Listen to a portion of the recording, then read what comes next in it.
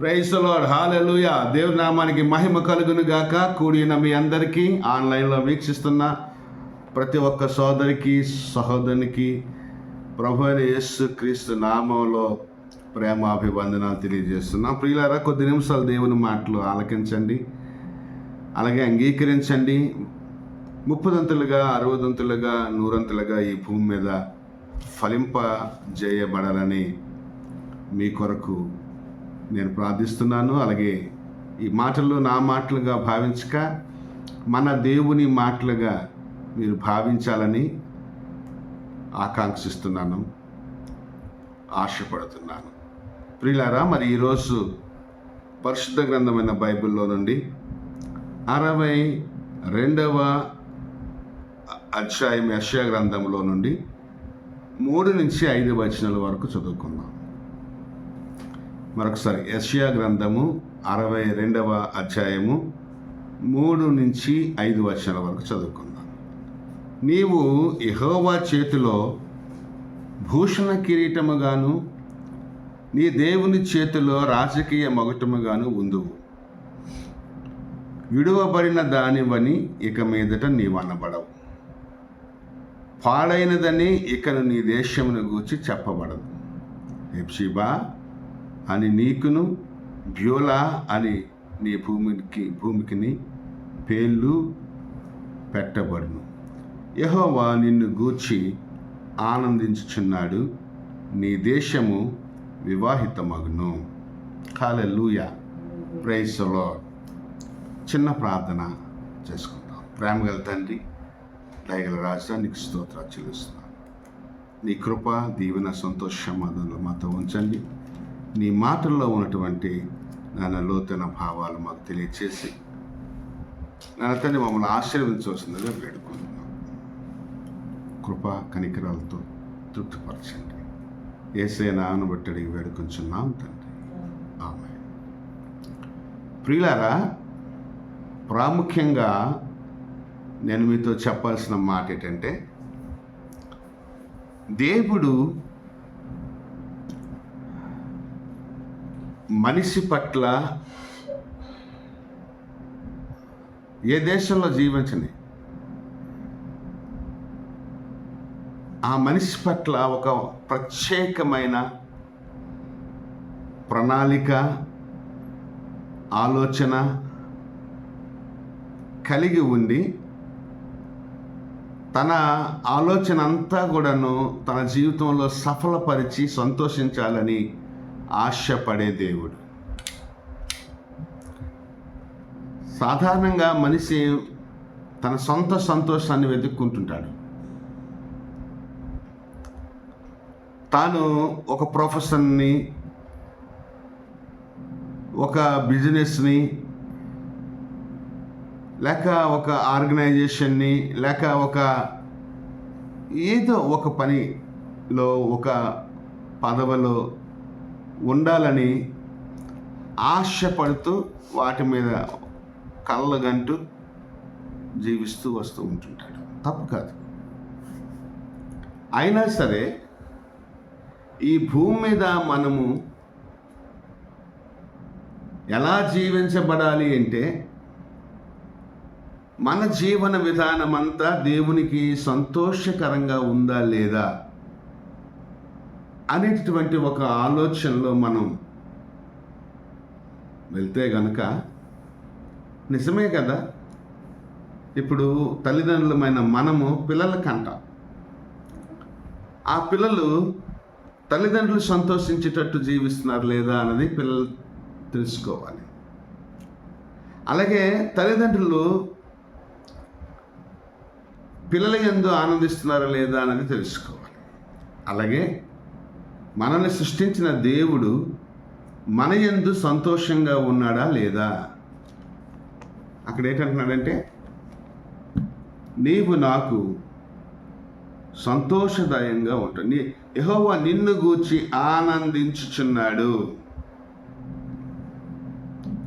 ఆయనకి నువ్వు భూషణ కిరీటముగాను రాజకీయ మొగటముగాను ఆయన చేతుల్లో ఉంటావు. నీకున్నటువంటి అవమానాలు, నీకు వచ్చినటువంటి కష్టాలు, బాధలు అన్నీ కూడా ఆయన చేత్తో తీసివేయడానికి ఆయన సిద్ధంగా ఉన్నాడు. ఇక మీదట నువ్వు ఇలా పిలవబడవు అని అంటున్నాడు. ఇప్పుడు నీకు ఈ లేమిలో ఉన్నావు, ఈ ఇబ్బందిలో ఉన్నావు, ఈ కరువులో ఉన్నావు, నీవు ఆశీర్వదించబడిన దానిగా ఉన్నావు. ఇక మీదట నువ్వు అలా ఉండవు అని అంటున్నాడు దేవుడు.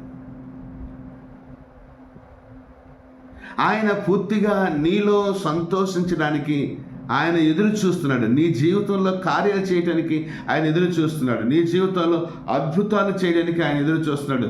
తన మహిమ కార్యాలు, తన ఆత్మ కార్యాలు, తన ఆశ్చర్య కార్యాలు, తన గొప్ప కార్యాలు, తన గొప్ప ఆశీర్వాదాలు నీ జీవితంలో ఇవ్వటానికి, నీ జీవితానికి దయచేయటానికి ఆయన ఆశపడుతున్న దేవుడై ఉంటున్నాడు. యెహోవా నిన్ను గూర్చి ఆనందించుచున్నాడు.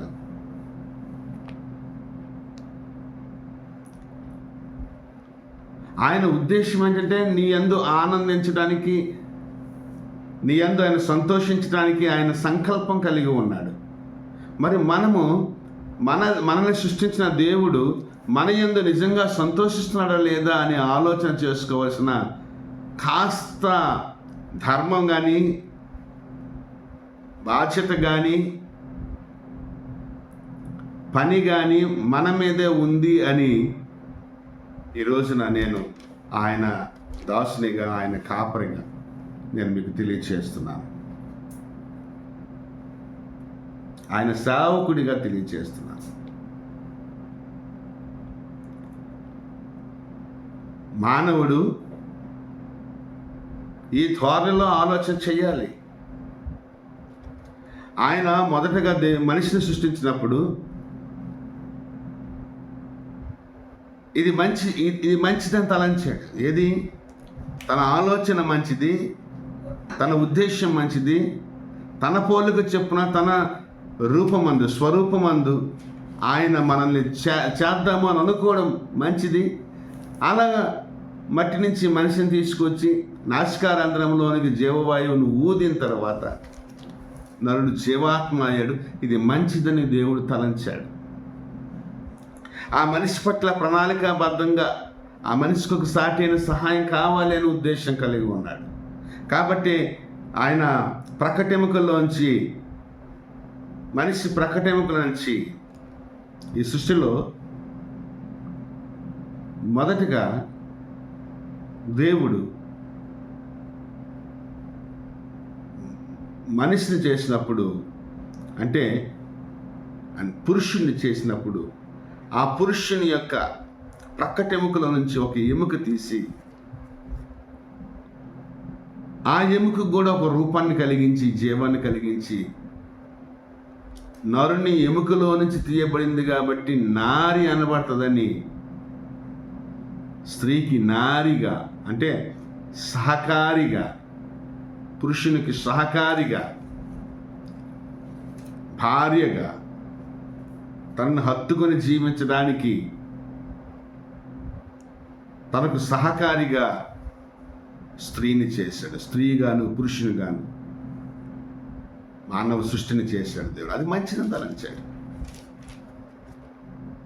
వారి నూరు ఏకమవ్వాలని తలంచాడు, వారు ఫలించాలని తలంచాడు, వాళ్ళ అభివృద్ధి చెందాలని తలంచాడు, ఊహించాడు, ఆలోచించాడు. ఇవన్నీ దేవుని ప్రణాళికల్లో భాగం. ఈ కుటుంబ వ్యవస్థ అంతా కూడా దేవుని ప్రణాళికలో భాగం. మీరు ఫలించండి, వర్ధిల్లింపబడండి, వ్యాపింపబడండి, స్వాధీనపరుచుకోండి, భూమిని నిండించండి, పండించండి, భూమిని స్వాధీనపరుచుకోండి అని ఆనాడు దేవుని ప్రణాళికలో భాగంగా దేవుడు ఆదామును అవ్వను చేసినప్పుడు అది మంచిదని తలంచి ఆశీర్వదించాడు, గొప్పగా ఆశీర్వదించాడు. అయితే మానవుడు ఫలింపడం, మానవుడు భూమిని స్వాధీనపరచుకోవడం, భూమిని నిందించటం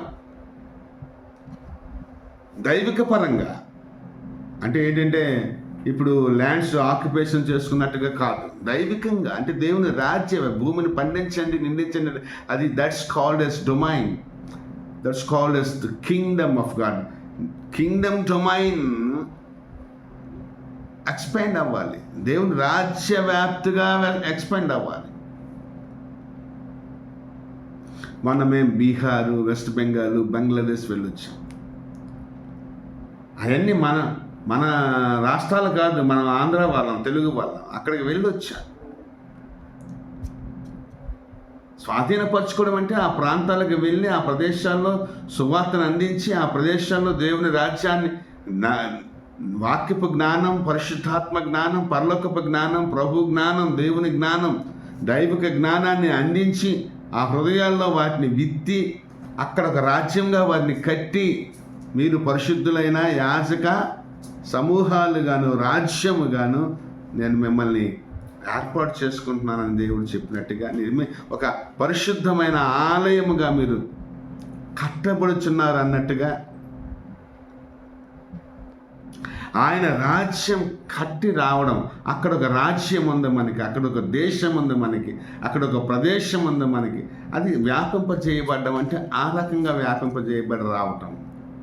ఇంకా కట్టడాల, భవనాల, నిర్మాణాల, అవి వేరే రకమైనటువంటి ప్రాజెక్ట్స్. కానీ భూమిని నిందించుకోండి, భూమిని లోపరుచుకోండి, భూమిని స్వాధీనపరచుకోండి అని దేవుడు అన్నాడంటే, ఆ ప్రదేశం, ఆ ప్రాంతం నీ స్వాధీనంలోకి రావాలంటే నువ్వు నీ దేవుని యొక్క జ్ఞానంలోనికి వచ్చి, దేవుని యొక్క వాక్యపు అనుభవంలోనికి వస్తేనే, దేవుని యొక్క మార్గాల్లో వర్ధిల్లితేనే నువ్వు స్వాధీనపరుచుకున్నట్టు లెక్క, కానీ మిగతా వాటికి కాదు. అప్పుడు నీలో దేవుడు ఆనందిస్తాడు. నీవు తెల్లవారు లేచి నీ ప్రయాణం ఎక్కడికి, తెల్లవారు లేచి నీ క్రియ ఏం చేస్తున్నావు, తెల్లవారు లేచి నీ ప్రక్రియ ఏంటి. చాలామంది తిరుగుతూ ఉంటారు, ఆదివారం సాయంత్రం అయిపోతే మళ్ళీ శనివారం రాత్రికే వస్తుంటారు, ఇళ్ళకి చేరుతుంటారు. ఈ వారంలోపు నువ్వు చేసే పని ఏంటి? దేవుడు నీ యందు ఆనందిస్తుంది. దేవుని చేతులు నువ్వు భూషణ కిరీటముగాను, దేవుని చేతులు నువ్వు రాజకీయ మొక్కటముగాను ఉన్నావా లేదా? దేవుని చేతిలో పాత్రగా వాడబడ్డావా లేదా వారం రోజులు? ఇవన్నీ కూడా మనం తెలుసుకోవాలి. అందుకోసమే పరిచర్య సంబంధమైన ప్రయాణాలు చేయాలి, పరిచర్య సంబంధమైన పనులు చేయాలి. అప్పుడు దేవుడు నొచ్చుకోడు, అది టైం వేస్ట్ కాదు. అక్కడ నీ డబ్బు ఎంత అవని, నీ వెనకాల ఎంతమంది రాని, ఎంత ఖర్చు అవని దేవుడు బాధపడ్డా. దేవుడు సంతోషిస్తాడు.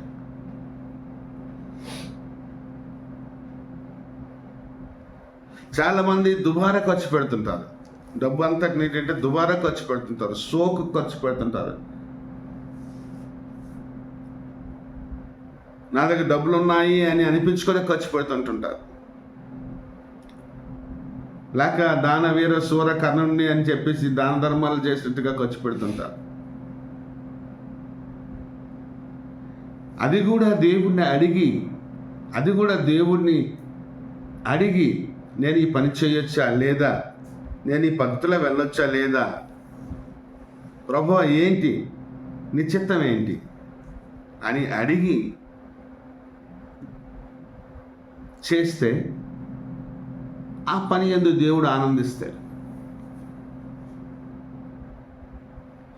పేరు కోసమో ఊరు కోసమో ప్రాకులాడడం కన్నా ప్రభు కోసం, ప్రభు రాజ్యం, అందుకోసమే మొదట దేవుని రాజ్యాన్ని మీరు వెతకండి, దేవుని నీతిని మీరు వెతకండి అని ప్రభు అన్నారు. ప్రియులారా, ప్రభునందు మనం ఆనందించాలి ఒకటి.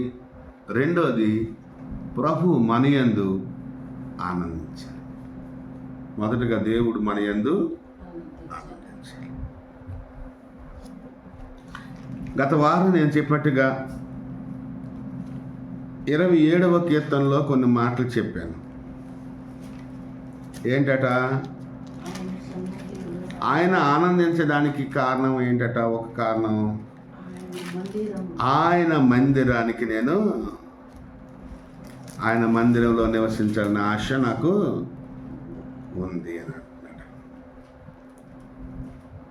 నా జీవితకాలం అంతే. అదే 4వ మాట, యెహోవా యొద్ద ఒక్క వరం అడిగి తిని దానిని నేను వెదకుచున్నాను, యెహోవా ప్రసన్నతను చూచుటకును ఆయన ఆలయములో ధ్యానించుటకును నా జీవితకాలం అంతా నేను యెహోవా మందిరములో నివసింపగోరుచున్నాను.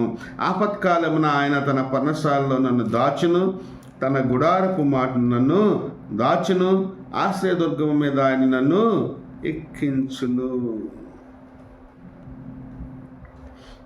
ఇప్పుడు నన్ను చుట్టుకొని ఉన్న నా శత్రువుల కంటే ఎత్తుగా నా తల ఎత్తబడును. ఇవన్నీ కూడా ఆశీర్వాదాలు ఉన్నాయి. ఆపత్కాలంలో మనం దాచబడాలి. అలాగే మనకు ఆయన ఒక ఆశ్రయంగా ఉంటున్నాడు దేవుడు. దేవుని మందిరం అనేటటువంటిది మన జీవితంలో, దేవుని మందిరపు అనుభవం అనేది మన జీవితంలో ఒక చక్కని అనుభవంగా ఉండాలి. ఈ రోజున చిన్నపిల్లలు, ఈ రోజున యవ్వనస్తులు, ఈ రోజున చాలామంది సాకులు చెప్పుకొని దేవుని సన్నిధికి దూరంగా బతుకుతున్నారు. దేవుని సన్నిధిలో ఆయన ప్రసన్నత అంటే ఆయన యొక్క శక్తి, ఆయన యొక్క మహిమ, ఆయన యొక్క గొప్పతనం, ఆయన ముఖకాంతి, ఆయన ప్రసన్నత, ఆయన మాట, ఆయన మంచితనం మనకు కనబడుతుంది. ఆయన గొప్పతనం మనకు కనబడుతుంది. ఆయన మందిరానికి వెళ్తే కనుక ఈ దీవెనలు మనకు అన్నీ వస్తాయి. ఆపత్కాలంలో మనం దాచబడతాం. గుడారపు చాటును దాస్తాడు మనల్ని. చూసారా ఎన్ని రకాల ఆశ. శత్రువుల దగ్గర తల ఎత్తుకొని బతికేటట్టు చేస్తాడు. అది దేవుడికొక్కడికే సాధ్యం. నీ శత్రువుల దగ్గర నువ్వు తలెత్తుకొని బతకాలి అంటే ముందు నువ్వేంటంటే దేవుడి మందిరానికి రావాలి. దేవుని మందిరములో అంత ప్రసన్నత ఉంది. Hallelujah. Thank you lord. Hallelujah. 84వ కీర్తన చూస్తే గనక అక్కడ కూడా ఒక మాట రాయబడి ఉంటుంది. చాలా మంచి మాటలే రాయబడ్డాయి అక్కడ.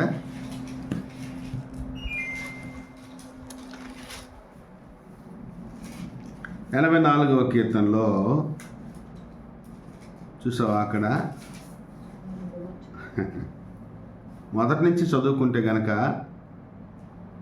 సైన్యములకు అధిపతి వగు యెహోవా, నీ నివాసములు ఎంత రమ్యములు, యెహోవా మందిర ఆవరణములను చూడవలనని నా ప్రాణము ఎంతో ఆశపడుచున్నది. అది సొమ్మసిల్లుచున్నది. జీవము గల దేవుని దర్శించుటకు నా హృదయము నా శరీరము ఆనందంతో కేకలు వేయుచున్నవి. చూసారా, ఈయన మొత్తం తన జీవితంలో గొప్ప ఆశ తృష్ణ కలిగి ఉన్నాడు.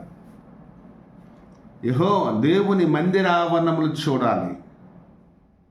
దేవుడి మందిరానికి వెళ్ళాలి మనం. దేవుడి మందిరంలో అడుగు పెట్టాలి మనం. ఆ ఆవరణంలోకి వెళ్ళిపోతే ఆయన ప్రసన్నత మనకు కనబడుతుంది, ఆయన గొప్పతనం మనకు కనబడుతుంది, ఆయన దీవెన మనకు కనబడుతుంది, ఆయన ఆశీర్వాదం మనకు కనబడుతుంది, మన జీవితంలోకి వస్తాయి అని ఆయనే పలుకుతున్నాడు. జీవము గల దేవుని దర్శించుటకు నా హృదయము నా శరీరము ఆనందంతో కేకలు వేస్తుంది. ఈరోజు చర్చికి వెళ్దామంటే ముక్కుకొని మూలుక్కొని తిట్టుకొని కొట్టుకొని బయలుదేరే కుటుంబాలు ఎన్నో ఉన్నాయి. హ్యాపీగా వెళ్ళాలి. ఈరోజు వెళ్దాం. ఈరోజు దేవుడు ఏం మాట్లాడబోతున్నాడో, ఈరోజు నాకేం దేవుడు వినిపించబోతున్నాడో, ఈరోజు నా దేవుడు నాకేమి కార్యం చేయబోతున్నాడో, నా దేవుని గొప్పతనాన్ని, నా దేవుని మంచితనాన్ని, నా దేవుని ప్రసన్నతను, నా దేవుని వెలుగును, నా దేవుని రక్షణను నేను పొందుకోవాలి, నేను అందుకోవాలి అనేటటువంటి ఆనందం మనలో ఉండాలి. నీవు దేవుళ్ళో ఆనందిస్తున్నావా లేదా అన్నది కూడా నువ్వు ఆలోచన చేసుకోవాలి. ఆచారబద్ధంగానో, లేకపోతే అలవాటు ప్రకారంగానో, లేకపోతే ఆవేశపూరితంగానో, లేకపోతే అనాలోచితంగానో, లేకపోతే అమ్మ కొడతాడనో, నాన్న కొడతాడనో, తిడతాడనో గుడికి రావడం కాదు. ఆ దేవుళ్ళో శక్తిని నువ్వు పొందుకోవాలని రావాలి. నీ శరీరం సంతోషించాలి, నీ హృదయం సంతోషించాలి, నీ ప్రాణము ఆశపడాలి. హల్లెలూయా. నా ప్రాణము ఎంతో ఆశపడుచున్నది. ఎందుకట సైన్యములకు అధిపతివగు యెహోవా, నా రాజా, నా దేవా, నీ బలిపీఠమునొద్దనే పిచ్చుకలకు నివాసము దొరికెను, పిల్లలు పెట్టుటకు వానకోకిలకు గూటి స్థలము దొరికెను. పశుపక్షాదులు కూడా ఆశ్రయం కలిగిస్తున్నాడు దేవుడు. నీ మందిరమునందు నివసించేవారు ధన్యులు. నీ మందిరమునందు నివసించేవారు ధన్యులు అంటే దీవించబడిన వారు, ఆశీర్వదించబడిన వారు, శాపాలు పోగొట్టుకున్నవారు, రోగాలు పోగొట్టుకున్నవారు, శ్రమలు పోగొట్టుకున్నవారు, పాపం పోగొట్టుకున్నవారు, పరిశుద్ధత పొందుకునేవారు, ఆశీర్వాదాలు పొందుకున్నవారు ధన్యులు. హల్లెలూయా. వారు నిత్యము నిన్ను స్తుతించుదురు. నీ వలన బలమునందు మనుష్యులు ధన్యులు. అక్కడికి వెళ్తే బలపడతారు. అక్కడికి వెళ్తే బలపడతారు. ప్రాణం బలపడుతుంది, శరీరం బలపడుతుంది, ప్రాణాత్మ శరీరాలు బలపడతాయి.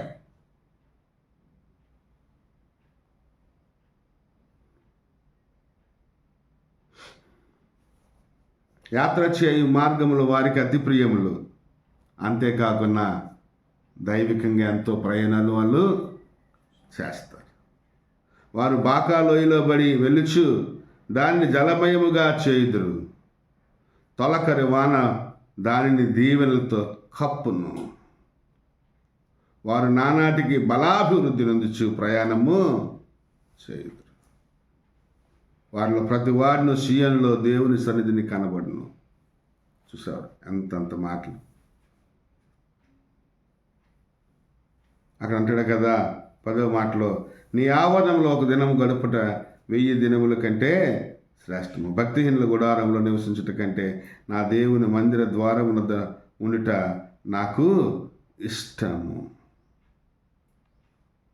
1000 రోజులు కాలయాపన చేసి బయట బతికే దానికన్నా ఒక్కరోజు దేవుని మందిరంలో గడపడం అనేది ఎంతో శ్రేష్టమైనది. ఆ 1000 దినాల కన్నా ఉత్తమమైనది. ఈ ఒక్కరోజు ఆ 1000 దినాలు కూడా ఏమీ కూడా బీట్అవుట్ చేయలేవు. అంటే ఆ ఒక్క రోజులో వచ్చే ఆనందం కానీ, ఆ ఒక్క రోజులో వచ్చే బలము కానీ, ఆ ఒక్క రోజులో వచ్చే దీవెనలు కానీ, ఆ ఒక్క రోజులో దేవుని ప్రసన్నత కానీ, ఆ ఒక్క రోజులో దేవుడు కలిగించేటటువంటి మరి శక్తి కానీ, బలము కానీ, ఆశీర్వాదం కానీ గొప్పవి. 1000 దినాలు అంటే ఎన్ని దినాలు? 1000 దినాలు అంటే 3 సంవత్సరాల కాల వ్యవధి. ఒక్కరోజు దేవుడి సన్నిధిలో గడిపుతంట 3 సంవత్సరాలు బయట లోకంలో గడిపిన దానికన్నా గొప్పదని ఆయన మాట్లాడుతున్నాడు. Praise the lord. హల్లెలూయా. యథార్థముగా ప్రవర్తించే వారికి ఆయన ఏ మేలును చేయక మానడు. దేవుడు మేలు చేయక మానడు.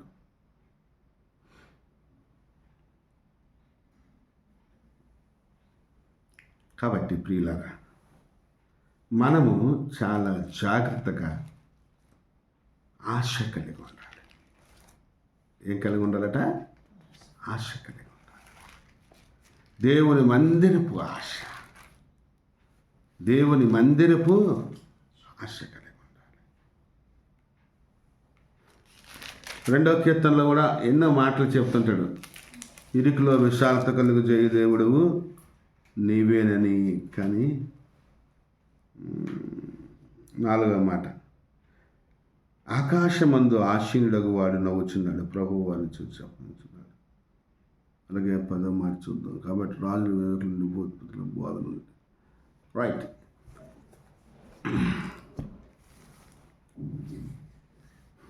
ఇక్కడ కొంతమంది భూరాజులు ఆయనకి వ్యతిరేకంగా ఏకమై ఆయన మీద తిరుగుబాటు చేస్తున్న వారి మీద ఆయన ఏంటంటే వారిని చూచి ఏంటంటే వీళ్ళందరూ కలిసి మేము ఆయనకన్నా గొప్పవారిని అనుకుంటున్నారు ఈ లోకంలో.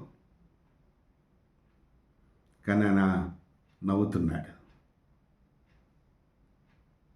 నేను చెప్తున్నాను, దేవుడికి వ్యతిరేకంగా రూపొందించబడిన ఏ ఆయుధం కూడా వర్తిల్లదు. అలాగే దేవుడికి వ్యతిరేకంగా పనిచేసే ఏ పని కూడా భూమి మీద నిలవదు, వర్తిల్లదు. అందుకోసమే దేవుడు మనలో ఆనందించగలుగుతూ, మనము దేవుడిలో ఆనందించగలుగుతూ బతికినట్టయితే కనుక అటు దేవునికి సంతోషంగా ఉంటుంది, ఇటు మనకి కూడా సంతోషంగా ఉంటుంది. దేవుని మందిరానికి రావడం అనేది మనలో దేవుడు సంతోషించడానికి ఒక కారణమని ఈరోజు చెప్పాను. చూద్దాం. అపోస్తల కార్యాల్లో 2వ అధ్యాయము 46వ వచనాన్ని చదువుకుందాం. అపోస్తల కార్యాలు 2వ అధ్యాయము 46వ వచనం.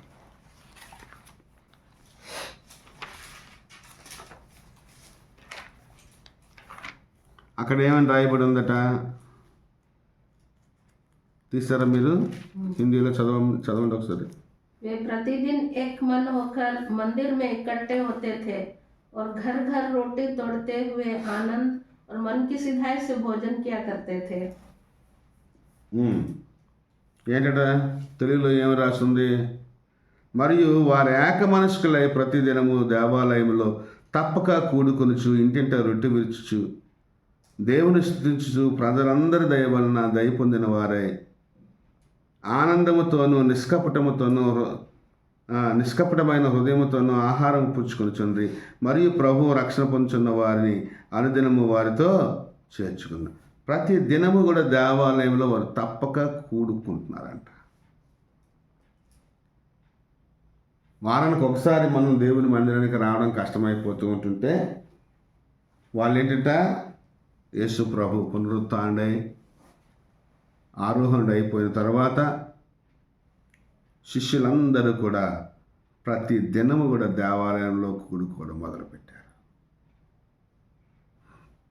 దీనికి సంబోధన లూకాసు వార్త 24వ అధ్యాయం. ఇక్కడ వాటర్ మాట్లాడేది లూకాసు వార్త 24వ అధ్యాయము 52వ మాట 53వ మాట చదువుకుందాం ఒకసారి.